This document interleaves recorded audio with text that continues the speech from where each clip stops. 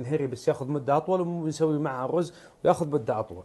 باقي عندنا إضافة أساسية اللي هو السمن. السمن هذه من أهم المكونات اللي في الطبق ذا. راح أضيف الكمية هذه، يعني تقريبا ملعقة أو ملعقة ونص تكفي. ناخذ الماكينة ونبدأ نضيفها. بسم الله، جيبه كذا عشان يركب صح. حلوين حلوين. شغل ونقول بسم الله، ونخليه حتى يمسك المكونات كلها مع بعض.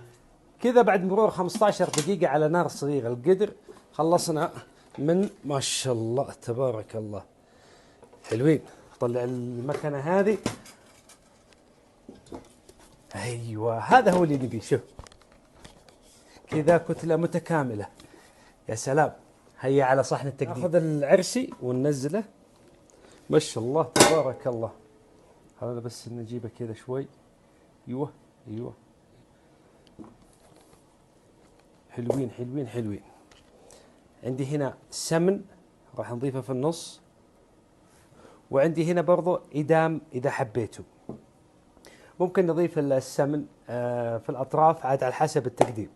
هذا هو الطبق العرسي العماني أو العرسية العمانية. يعني هو مناسبة الاسم جميلة أساسا، لو تقرون عنه تلقون له مناسبة رائعة صراحة. الطبق هذا من سلطنة عمان، وطبق له تقاليده وله شعبيته. ما راح نوصل للذاذة مطبخ عمان. إن شاء الله لكم استفدتوا. نشوفكم على خير.